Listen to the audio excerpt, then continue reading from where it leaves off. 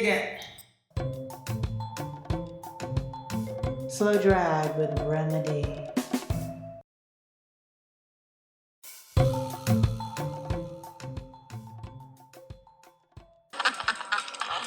Don't you damn move. Ladies and gentlemen, Mr. Burt Bacharach and Mr. Elvis Costello.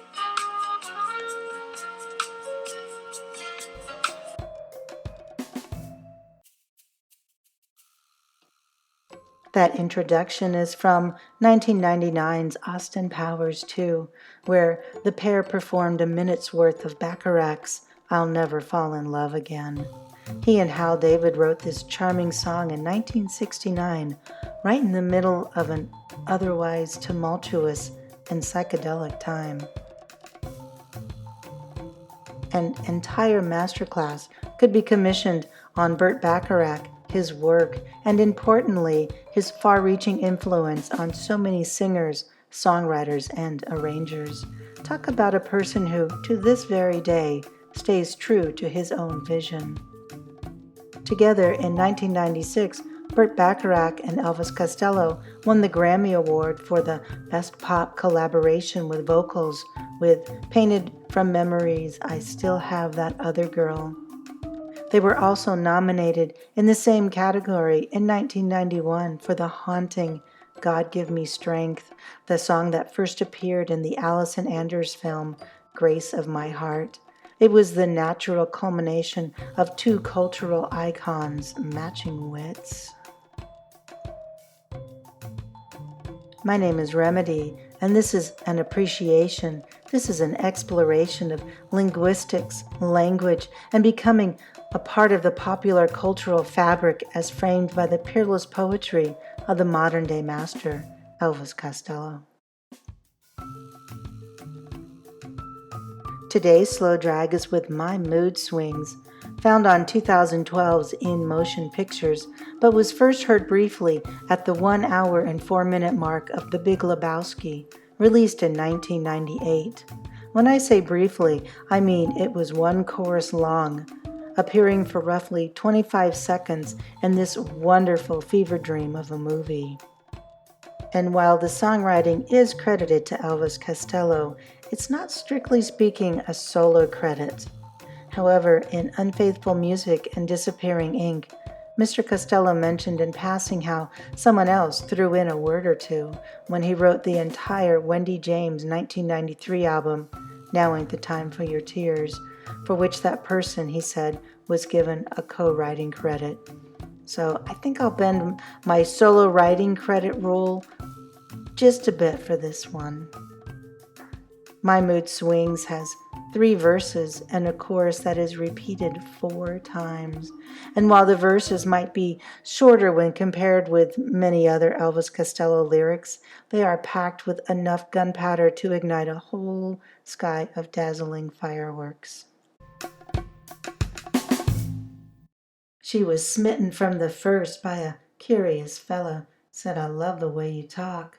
And with a flounce she announced it. I love the way that you pronounced it.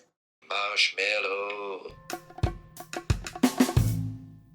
Flounce, announce, pronounce. A curious fellow in the way he pronounces marshmallow.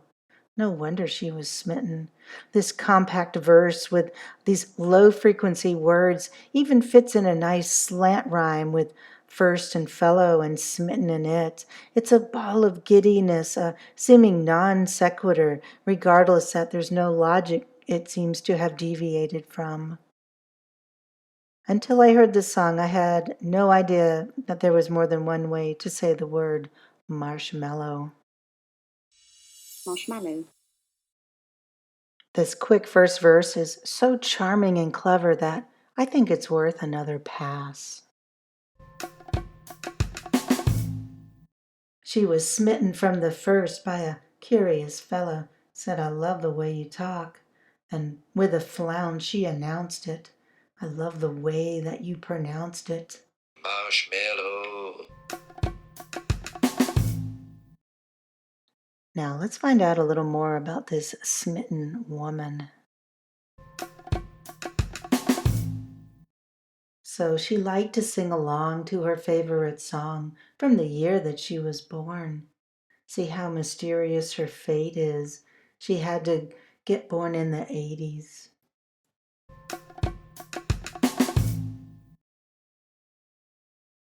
There seems to be a bit of a dispute regarding these last lines. As you may know, I rely on the remarkable, extensive, and keenly attended to elviscostello.info wiki page for lyrics and other historical data. The posted last line on the site is, quote, "See how mysterious her fate is. She had to get born in the 80s," unquote. Yet it doesn't seem to mesh with what is heard, which is closer to, "She had mysterious affairs until she woke up in the 80s." This last interpretation can be found on just a Google search of the lyrics. As well, there are many other sites that present even more interpretations. So, what are we left with?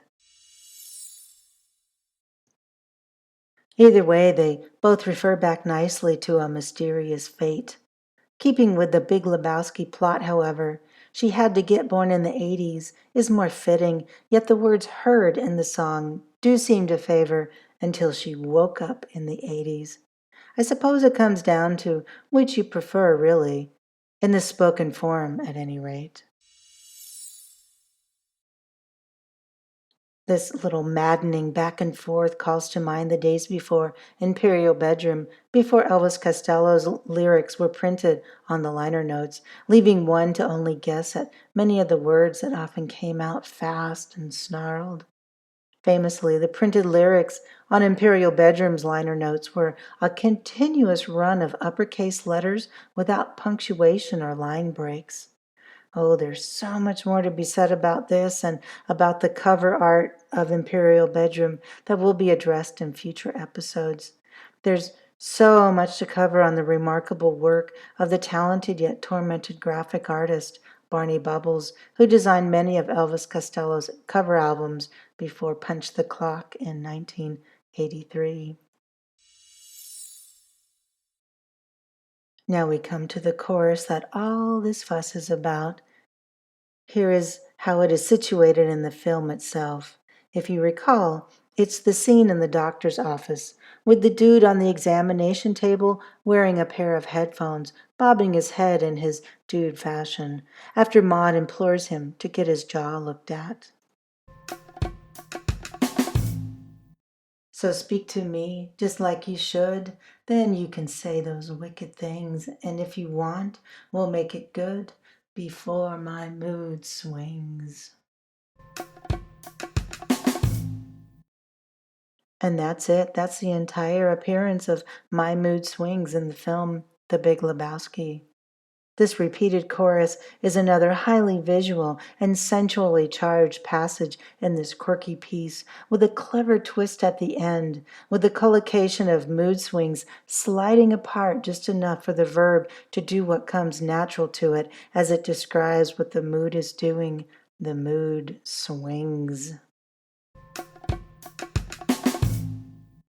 Now it's time to hear a bit more about the curious fellow who pronounces it marshmallow. Well, he looked like one of those who would take off his clothes like he would peel a tangerine. No one's been known to decline this once I've found out what your sign is. He looks like someone who would take off his clothes like he was peeling a tangerine. What do you suppose that sort of person looks like exactly? The mind is sent in 5 different directions at least.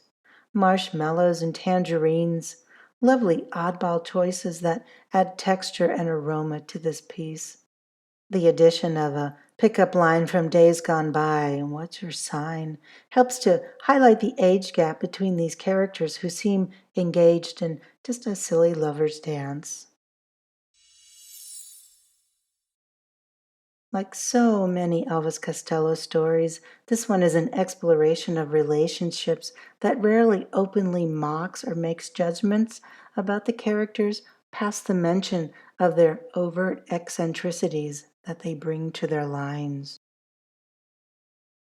The song My Mood Swings, for as fleeting as it is an icon of popular culture.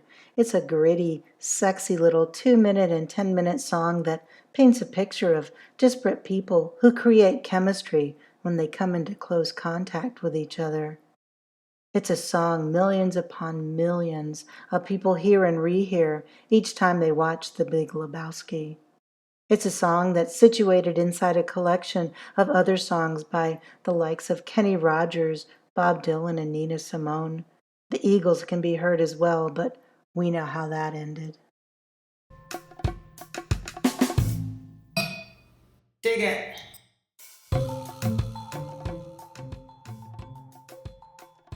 Again, this has been a slow drag with My Mood Swings from 2012's In Motion Pictures, originally found on the Big Lebowski soundtrack, appearing at the 1 hour and 4-minute mark and lasting all of 25 seconds, long enough to get the chorus out before the dude is asked to take down his shorts.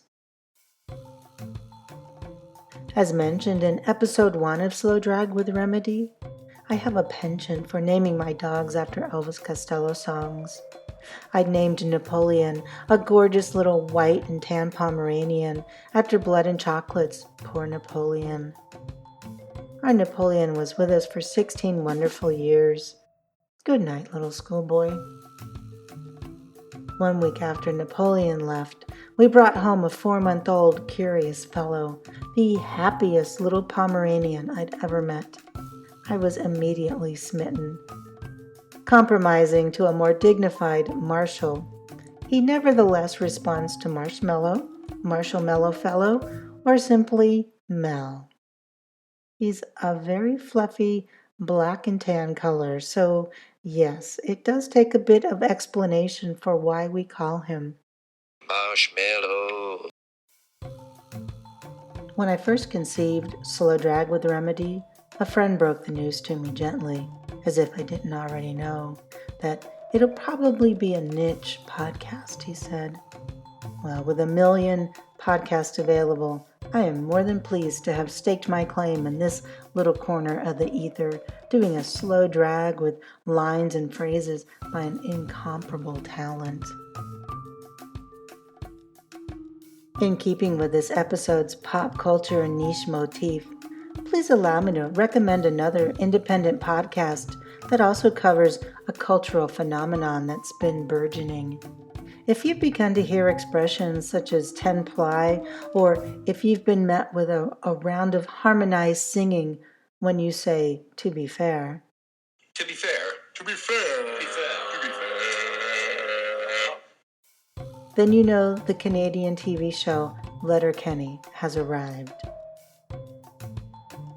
In addition to the show itself, which is a boon for language lovers, I also highly recommend How Are You Now podcast, the toughest podcast in Letterkenny. It's a fan podcast that has submerged itself into the Letterkenny zeitgeist. You can find more information about the How Are You Now podcast in the show notes. So please check the show notes for that, as well as for links to other useful references and our companion blog for your convenience.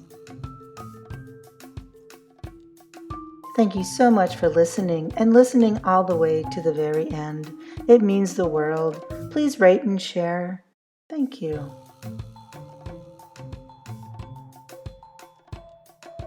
So, until next time, adieu, my little ballyhoo.